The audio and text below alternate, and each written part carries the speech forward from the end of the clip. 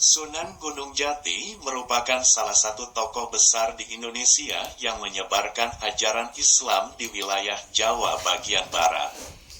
Berbagai misteri kesaktian Sunan Gunung Jati menyeruak di kalangan para pengikutnya.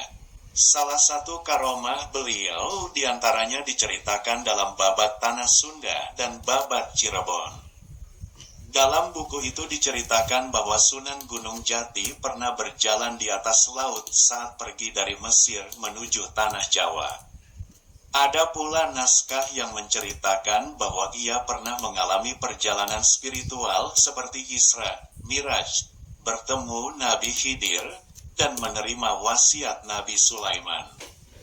Selain itu, ada beberapa karomah Sunan Gunung Jati selama hidupnya yang juga fenomenal.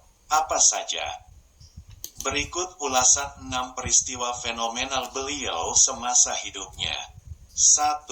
Hilangnya Istana Pakuan. Kala itu, Kerajaan Galuh Pakuan, ibu kota kerajaan Sunda kala usai diserang pasukan Demak bimbingan Sunan Gunung Jati, 1568.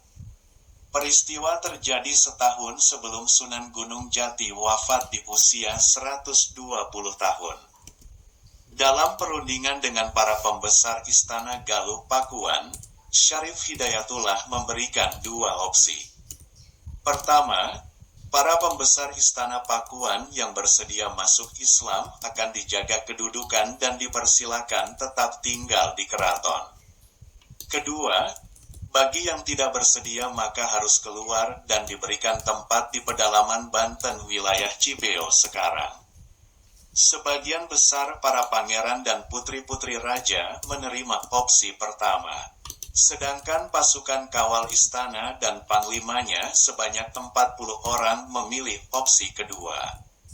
Mereka inilah cikal bakal penduduk Baduy yang hingga kini terus melestarikannya pemukimannya dengan membatasi hanya 40 kepala keluarga saja. Sementara para pendeta Sunda Wiwitan menolak opsi pertama dan kedua. Mereka ingin tetap memeluk agama Sunda Wiwitan, aliran Hindu di wilayah Pakuan, tetapi tetap bermukim di dalam wilayah Istana Pakuan. Dengan karomahnya, Sunan Gunung Jati lalu memindahkan Istana Galuh Pakuan ke alam gaib. Wiwitan tidak lagi berada di istana tersebut. 2.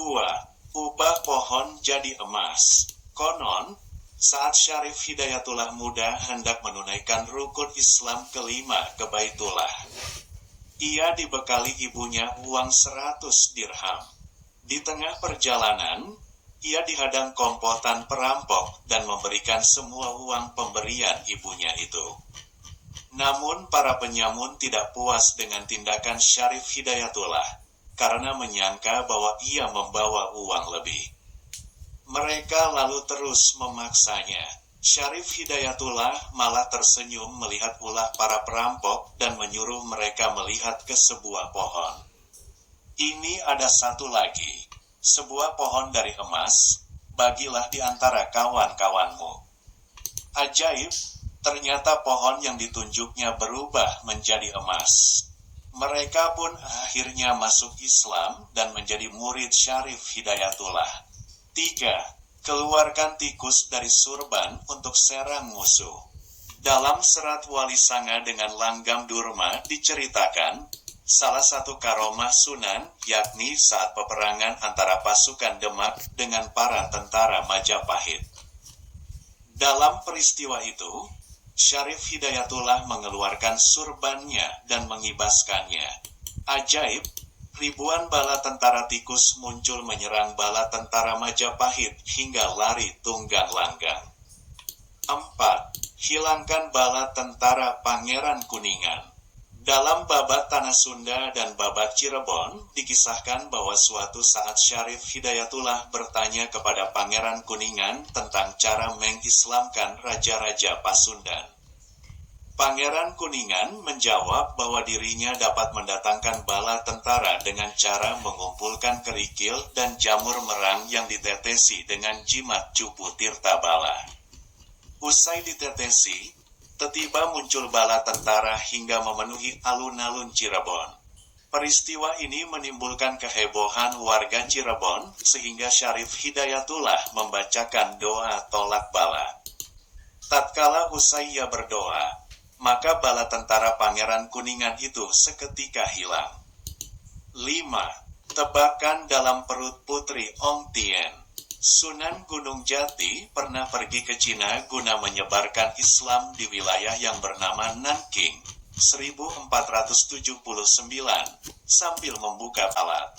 Konon, banyak rakyat yang berhasil disembuhkannya sehingga namanya kian terkenal hingga Kaisar Honggi dari dinasti Ming. Kaisar Honggi lalu mengundang Syarif ke istana untuk diuji kemampuannya dan meminta agar putrinya Lai Ong Tien seolah-olah hamil dengan meletakkan baskom di perutnya. Lalu dia duduk berdampingan dengan saudarinya yang memang sedang hamil 3 bulan. Sunan Gunung Jati lalu disuruh menebak siapa yang sedang hamil. Tak ragu beliau menunjuk Ong Tien. Jelas saja sang kaisar tertawa terkekeh dan mencemoohnya. Sang kaisar kemudian mengusirnya pulang ke Cirebon. Namun tiba-tiba diketahui ternyata Ong Tien memang tengah hamil, sedangkan kandungan saudarinya justru lenyap. Kaisar pun meminta maaf dan memohon agar Ong Tien dinikahi. Sang putri yang jatuh cinta lalu meminta izin untuk menyusul Sunan Gunung Jati. Kaisar pun mengizinkannya dan meminta para pengawalnya mengantar putrinya ke Jawa. Sunan Gunung Jati pun akhirnya menikahi Ong Tien. Sayang, Ong Tien meninggal pada usia yang masih sangat muda, 23 tahun, dan dimakamkan di dekat makam Sunan Gunung Jati. 6. Bertemu Nabi Muhammad. Dikisahkan dari channel YouTube Kisah Para Wali, Sunan Gunung Jati pernah bertemu dengan Nabi Muhammad atas petunjuk seekor naga. Kala itu ia yang merupakan putra Raja Mesir sedang sendirian di gedung perpustakaan fokus membaca kitab Usul Kalam. Melalui bacaannya, ia termotivasi ingin berguru kepada Nabi Muhammad, walaupun sejatinya, beliau sudah paham bahwa Rasulullah sudah wafat.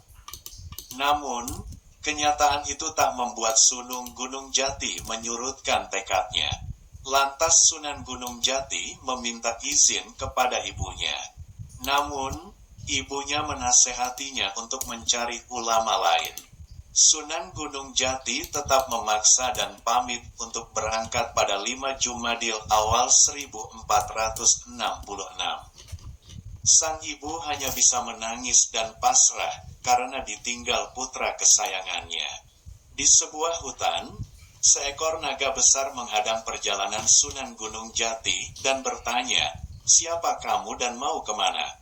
Perjalanan Sunan Gunung Jati dan bertanya, "Siapa kamu dan mau kemana?" Ia lalu menjawab bahwa dirinya sedang mencari Rasulullah. Sang naga mengatakan bahwa jika ingin bertemu Nabi, maka berjalanlah ke arah barat menuju Pulau Majeti. Sunan Gunung Jati lalu mengikuti arahan naga, dan berhasil bertemu Nabi Muhammad pada 28 Rajab 1446 Masehi. Dalam perjumpaan itu, Nabi Muhammad menasehati Sunan Gunung Jati agar mematuhi perintah dan larangan Allah dalam Al-Quran. Ia pun lalu berterima kasih atas nasihat dan pemberian dari insan kamil. Demikianlah beberapa kisah dan karomah dari Syekh Syarif Hidayatullah atau Sunan Gunung Jati yang semoga bisa menjadi ibrah bagi kita.